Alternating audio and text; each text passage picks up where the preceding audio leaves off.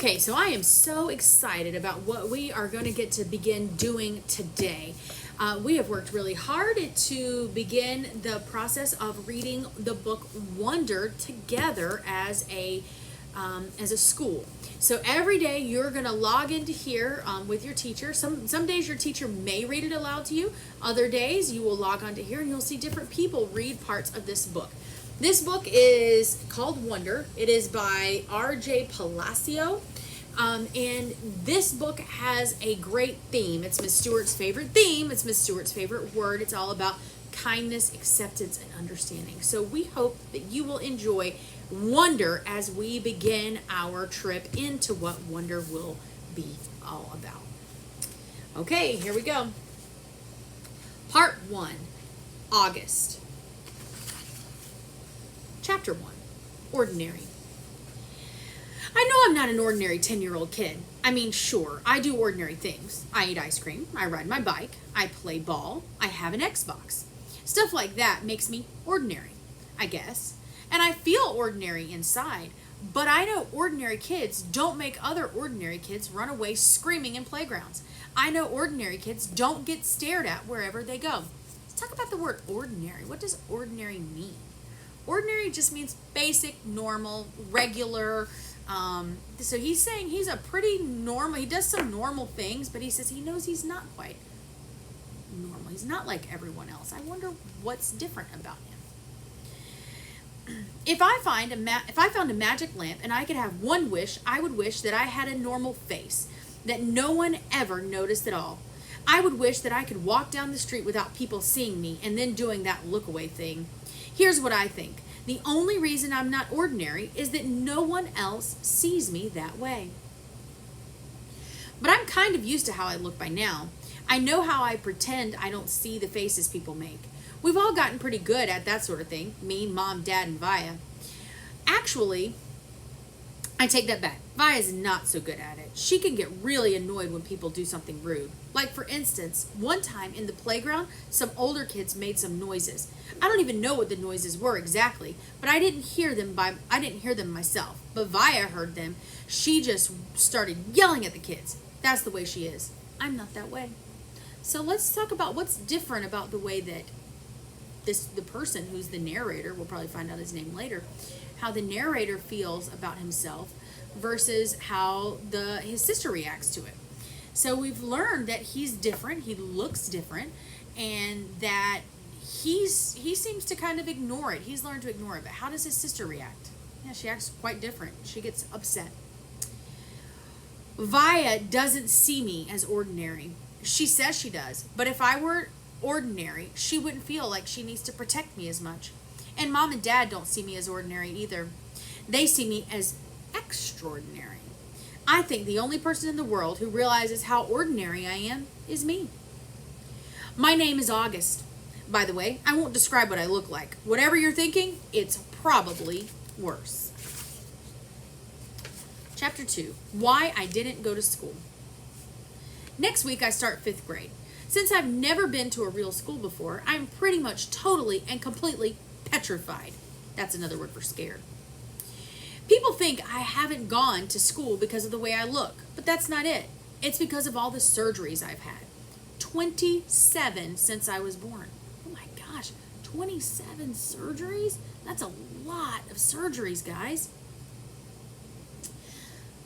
The bigger ones happened before I was even 4 years old, so I don't remember those. But I've had 2 or 3 surgeries every year since then, some big, some small, because I'm little for my age, and because I have some other medical mysteries that doctors never really figured out.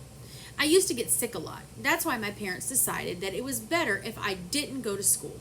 I'm much stronger now, though. The last surgery I had was 8 months ago, and I probably won't have to have any more for another couple of years. Mom homeschools me. She used to be a children's book illustrator. Now she draws really great fairies and mermaids. Her boy stuff isn't so hot, though. She once tried to draw me a Darth Vader, but it ended up looking like some weird mushroom-shaped robot. I haven't seen her draw anything in a long time. I think she's too busy taking care of me and Via. Kind of sound like your parents, a little bit. I can't say I always wanted to go to school because that wouldn't be exactly true. What I wanted was to go to school, but only if I could be like every other kid going to school. Have lots of friends and hang out after school and stuff like that. I have a few really good friends now. Christopher is my best friend, followed by Zachary and Alex. We've known each other since we were babies, and since they've always known me the way I am, they're used to me. When they were little, we used to have play dates all the time, but then Christopher moved to Bridgeport in Connecticut. That's more than an hour away from where I live in North River Heights, which is at the tip top of Manhattan. And Zachary and Alex started going to school. It's funny, even though Christopher's the one that moved far away, I still see him more than I see Zachary and Alex. They have all these new friends now. If we bump into each other on the street, they're still nice to me though. They always say hello. I have other friends too, but not as good as Christopher and Zach and Alex were. For instance, Zach and Alex always invited me to their birthday parties when we were little, but Joel and Iman and Gabe never did. Emma invited me once, but I haven't seen her in a long time. And of course, I always go to Christopher's birthday. Maybe I'm making too big a deal about birthday parties. So, why do you think he's talking about birthday parties? Why is that important in the story? Well, I think it's important because it makes him feel different. He has to go to birthday parties. He gets to go, but I think he wants to go to more. He just wants more friends. He wants to be accepted more than he's being accepted by all these people. Sounds like his best friend is Christopher, because Christopher sounds like he really accepts him as he is. So you can understand why he's, let's go back to that word that was used at the beginning, petrified to go to school. He's petrified. He's very scared because he doesn't know how people are going to react. So let's see what happens. Chapter 3, How I Came to Life. I like when Mom tells me this story because it makes me laugh so much. It's not funny in a way a joke is funny, but when Mom tells it, Via and I start cracking up. So when I was in Mom's stomach, no one had any idea I would come out looking the way I look. Mom had Via 4 years before, and that had been such a walk in the park, Mom's expression, that there was no reason to run any special tests. About 2 months before I was born, the doctors realized there was something wrong with my face, but they didn't think it was going to be bad. They told Mom and Dad I had a cleft palate and that some other stuff going on. They called it small anomalies. That's an interesting word. It's a big word, anomalies. There were 2 nurses in the delivery room that night that I was born. One was very nice and sweet. The other one, Mom said, did not seem at all nice or sweet. She had very big arms, and here comes the funny part. She kept farting. Like she'd bring Mom ice chips and then fart. She'd check Mom's blood pressure and fart. Mom says it was unbelievable because the nurse never even said excuse me. Meanwhile, Mom's regular doctor wasn't on duty that night, so Mom got stuck with this cranky kid doctor she and Dad nicknamed Doogie after some old TV show or something. They didn't actually call him that to his face. But Mom says even though everyone in the room was kind of grumpy, Dad kept making her laugh through all night long. When I came out of Mom's stomach, she said the whole room got very quiet. Mom didn't even get a chance to look at me because a nice nurse immediately rushed me out of the room. Dad said there was such a hurry. Dad was in such a hurry to follow her that he dropped the video camera, which broke into a million pieces. And then Mom got very upset and tried to get out of bed to see where they were going. But the farting nurse kept putting her very big arms on Mom to keep her down in the bed. They were practically fighting because Mom was hysterical and the farting nurse was yelling at her to stay calm. And then they both started screaming for the doctor. But guess what? He had fainted. What does fainted mean? He just fell over and passed out. Right on the floor. So when the farting nurse saw that he had fainted, she started pushing him with her foot to get him to wake up, yelling at him the whole time. What kind of doctor are you? What kind of doctor are you? Get up, get up. And then all of a sudden she let out the biggest, loudest, smelliest, fart in the history of farts. Mom thinks it was actually the fart that finally woke up the doctor. Anyway, when Mom tells the story, she acts out all the parts, including the farting noises. And it is so funny. I bet you all are cracking up just hearing me say that word over and over and over again. It even made me laugh. Mom says the farting nurse turned out to be a very nice woman. She stayed with Mom the whole time, didn't leave her, sighed even after Dad came back and the doctors told them how sick I was. Mom remembers exactly what the nurse whispered in her ear when the doctor told her I probably wouldn't live through the night. Everyone born of God overcometh the world. And the next day, after I had lived through the night, it was that nurse who held Mom's hand when they brought me to her to meet me for the first time. Mom says by then they had told her all about me. She had been preparing herself for the seeing of me.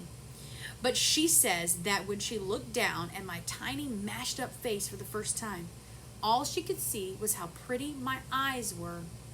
Mom is beautiful, by the way, and Dad is handsome. Via is pretty, in case you were wondering. So think about that mom. We've learned, we don't know exactly what August looks like, but we do know that something is wrong with his face. He looks different than other people. But his mom chose to focus on the positive. She chose to focus on looking at his eyes and how beautiful they were. How amazing is that? Next chapter, Christopher's house. I was really bummed when Christopher moved away 3 years ago. We were both around 7 then. We used to spend hours playing with our Star Wars action figures and dueling with our lightsabers. I miss that. Last spring, we drove over to Christopher's house in Bridgeport. Me and Christopher were looking for snacks in the kitchen, and I heard Mom talking to Lisa, Christopher's mom, about my going to school in the fall. I had never, ever heard her mention school before. "What are you talking about?" I said. Mom looked surprised, like she hadn't meant for me to hear that. "You should tell him what you've been thinking, Isabel," Dad said. He was on the other side of the living room talking to Christopher's dad. "We should talk about this later," said Mom. "No, I want to know what you're talking about," I answered. Don't you think you're ready for school, Augie?" Mom said. "No," I said. "I don't either," said Dad. "Then that's it, case closed," I said, shrugging. I sat in her lap like I was a baby. "I just think you need to learn more than I can teach you," Mom said. "I mean, come on, Augie. You know how bad I am at fractions." "What school?" I said. I already felt like crying. "Beecher Prep, right by us." "Wow, that's a great school, Augie," said Lisa, patting my knee. "Why not Via's school?" I said. "That's too big," Mom answered. "I don't think that would be a good fit for you." "I don't want to," I said. I admit, I had made my voice sound a little bit babyish. So let's see. So you made it sound babyish. What did that sound like? "I don't want to." "You don't have to do anything you don't want to do," Dad said, coming over and lifting me out of Mom's lap. He carried me over to sit on his lap on the other side of the sofa.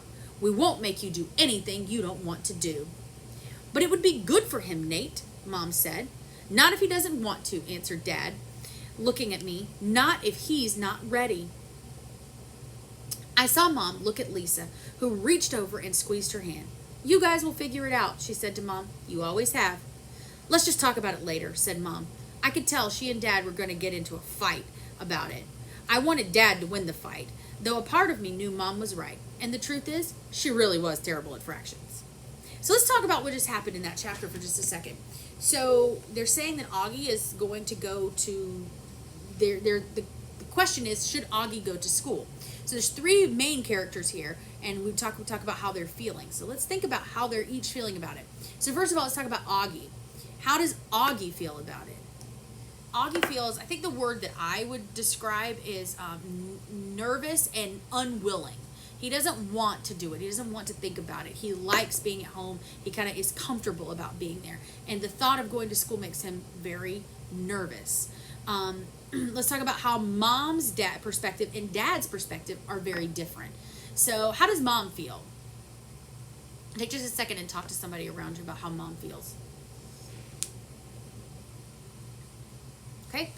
I hope you had some time. Mom feels very... she wants him to go to school. She's confident that that is the right decision. She feels that he needs to go to school because she needs to learn more to be able to teach him. So that's how she feels. Let's talk, how does Dad feel? Talk to your partner about that one. Okay? Dad feels much more, he just wants Augie to do what he wants to do. So I wonder who's going to kind of win this battle. So you've got Mom sorry about that, mom who wants him to go to school, Augie who's very nervous about going to school and doesn't want to, and dad who says, you can do whatever you want, Augie. We don't want you to do what you want. So, very interesting. It'll be interesting to see how that plays out. Next chapter. Driving. It was a long drive home. I fell asleep in the back seat like I always do, my head on Via's lap, like she was my pillow. A towel wrapped around the seatbelt so I wouldn't drool all over her. Via fell asleep too, and Mom and Dad talked quietly about grown-up things I didn't care about. I don't know how long I was sleeping, but when I woke up, there was a full moon outside the car window. It was a purple night, and we were driving on a highway full of cars, and then I heard Mom and Dad talking about me. We can't keep protecting him, Mom whispered to Dad, who was driving. We can't just pretend he's going to wake up tomorrow and that this isn't going to be his reality, because it is, Nate, and we have to help him learn to deal with it. We can't just keep avoiding situations like that. So sending him off to middle school like the lamb to the slaughter? Dad answered angrily, but he didn't even finish his sentence because he saw me in the mirror looking up. What's a lamb to the slaughter? I asked sleepily.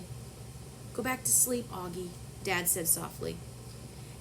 Everyone will stare at me at school, I said, suddenly crying. Honey, Mom said. She turned around in the front seat and put her hand on my hand. You know, if you don't want to do this, you don't have to. But we spoke to the principal there and told him about you, and he really wants to meet you. What did you tell him about me? How funny you are, and how kind, and how smart. When I told him you read Dragon Rider when you were 6, he was like, wow, I want to meet this kid. Did you tell him anything else? I said. Mom smiled at me. Her smile kind of hugged me. I told him about all your surgeries and how brave you are, she said. So he knows what I look like? I asked. Well, we brought pictures from the last summer in Montauk, Dad said. We showed him pictures of the whole family and the great shot of you holding that flounder on the boat. You were there too? I have to admit, I felt a little disappointed that he was part of this. We both talked to him, yes, Dad said. He's a really nice man. You would like him, Mom added. Suddenly, it felt like they were on the same side. Wait, so did you meet him? I said. He took us on a tour of the school last year, said Mom. Last year? I said. So you've been thinking about this for a whole year and you didn't tell me. How is he feeling now? He's feeling a little bit frustrated, like defensive. He's angry. We didn't know if you'd even get in, Augie, answered Mom. It's a very hard school to get into. There's a whole admissions process. I didn't see the point in telling you and having you all worked up about it unnecessarily. But you're right, Augie. We should have told you when we found out last month that you got in. In hindsight, sighed Mom. Yes, I guess. Did that lady who came to the house that time have something to do with this? I said. The one that gave me that test? Yes, actually, said Mom, looking guilty. Yes. You told me it was an IQ test, I said. I know. Well, that was a white lie, she answered. What's a white lie? Do you know? A white lie is like a small lie, tiny one. She answered, it was a test you needed to take to get into the school. You did very well on it, by the way. So you lied? I said. A white lie, but yes, sorry, she said, trying to smile. But when I didn't smile back, she turned around in her seat and faced forward. What's a lamb to the slaughter? I said.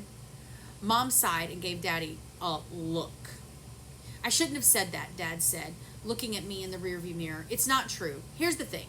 Mommy and I just love you so much. We want to protect you in any way we can. It's just sometimes we want to do it in different ways. I don't want to go to school, I answered, folding my arms. It would be good for you, Augie, said Mom. Maybe I'll go next year, I answered, looking out the window. This year would be better, Augie, said Mom. You know why? Because you'll be going into 5th grade, and that's the first year of middle school for everyone. You won't be the only new kid. That's something a little different from what we do. And do we have 5th grade? Is it an elementary school or middle school here? It's an elementary here, so it's a little bit different where they live up in New York. I'll be the only kid who looks like me, I said. I'm not going to say it won't be a big challenge for you, because you know better than that, she answered. But it'll be good for you, Augie. You'll make lots of friends, and you'll learn things you'd never learn with me. She turned in her seat again and looked at me. When we took the tour, you know what they had in their science lab? A little baby chick that was just hatching out of its egg. It was so cute. Augie, it actually kind of reminded me of you when you were a little baby with those big brown eyes of yours. I usually love when they talk about when I was a baby. Sometimes I want to curl up into that tiny little ball and let them hug me and kiss me all over. I miss being a baby, not knowing stuff, but I wasn't in the mood for that now. I don't want to go, I said. How about this? Can you at least meet Mr. Tushman before making up your mind, Mom asked. Mr. Tushman? I said. He's the principal, answered Mom. Mr. Tushman? I repeated. I know, right? Dad answered, smiling and looking at me in the rearview mirror. Can you believe that name, Augie? I mean, who on earth would ever agree to have a name like Mr. Tushman? I smiled, even though I didn't want to let them see me smile. Dad was the one person in the world who could make me laugh, no matter how much I didn't want to laugh.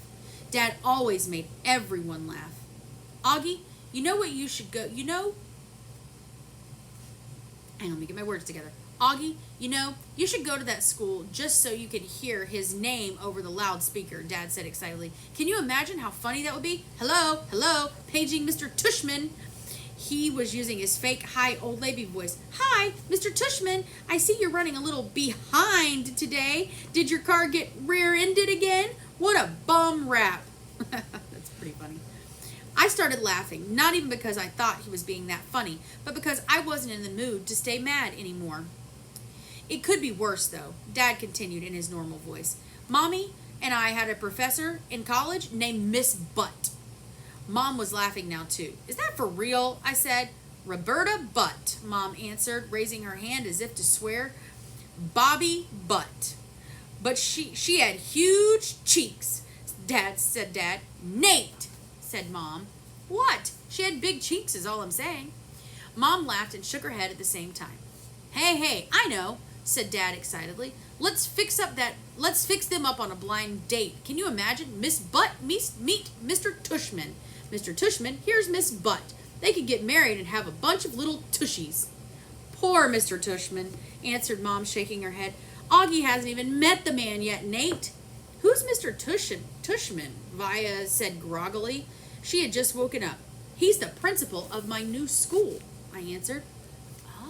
So what did that last line tell you about how Augie changed? His perspective is changing. In the very beginning, he was like, no, I'm absolutely 100% against it. But that last line says, what Augie said was, he's the principal of my new school. So he's starting to kind of be like, I am going to go to this school. That's an interesting change in perspective there. Okay, so this is the last chapter I'm going to read you. Paging Mr. Tushman. I would have been more nervous about meeting Mr. Tushman if I'd known I was also going to be meeting some kids from the new school. But I didn't know, so if anything, I was kind of giggly. I couldn't stop thinking about all the jokes Dad had made about Mr. Tushman's name. So when me and Mom arrived at school, a few weeks before the start of school, I saw Mr. Tushman standing there, waiting for us at the entrance. I started giggling right away. He didn't look at all like what I pictured, though. I guess I thought he would have had a huge butt, but he didn't. In fact, he was a pretty normal guy. Tall and thin, old, but not really old. He seemed nice. He shook Mom's hand first. Hi, Mr. Tushman. It's so nice to see you again, said Mom. This is my son, August. Mr. Tushman looked right at me and smiled and nodded. He put his hand out for me to shake. Hi, August, he said totally normally. It's a pleasure to meet you. Hi, I mumbled, dropping my hands into his hand while I looked down at his feet. He was wearing red Adidas. So, he said, kneeling down in front of me so I couldn't look at his sneakers, but had to look at his face. Your mom and dad have told me a lot about you. Like, what have they told you? I asked. Sorry? Honey, you have to speak up, said Mom. Like what? I asked, trying not to mumble. I admit I have a bad habit of mumbling. Well, that you like to read, said Mr. Tushman, and that you're a great artist. He had blue eyes with white eyelashes, and you're into science, right? Uh-huh, I said, nodding. We have a couple of great science electives at Beecher, he said. Maybe you'll take one of them. Uh-huh, I said, and I had no idea what an elective was. So you're ready to take a tour? You mean we're doing that now? I said. Did you think we were going to the movies? He answered, smiling as he stood up. You didn't tell me we were taking a tour, I said to my mom in my accusing voice. Augie, she started to say. It'll be fine, August, said Mr. Tushman, holding his hand out to me. I promise. I think he wanted me to take his hand, but I took Mom's hand instead. He smiled and started walking toward the entrance. Mommy gave my hand a little squeeze, though I don't know if it was an I love you squeeze or an I'm sorry squeeze. Probably a little of both. The only school I'd ever been inside before was Via's, when I went with Mom and Dad to watch Via sing in spring concerts and stuff like that. This school was very different. It was smaller, and it smelled like a hospital. Okay, that is the end of my section. Somebody else will continue reading on another day. I hope you enjoyed it. I want to challenge you as you are listening to the story, as the story continues to develop. You're going to be listening to about 30 minutes every day. So please be sure that you are taking the time to really pay attention to what's being read and think about what's being read. Don't just sit there and twiddle your thumbs and do like this. Okay, be sure that you are absolutely paying attention and thinking. Notice how I was questioning things as we went along. I don't think everyone will do that, but if they do, be sure you're participating in that. And if not, ask questions in your head as you are going along and think about what happened at the end. Take some time, summarize with your teacher. Have a great day, and I hope you enjoy the rest of our story, Wonder.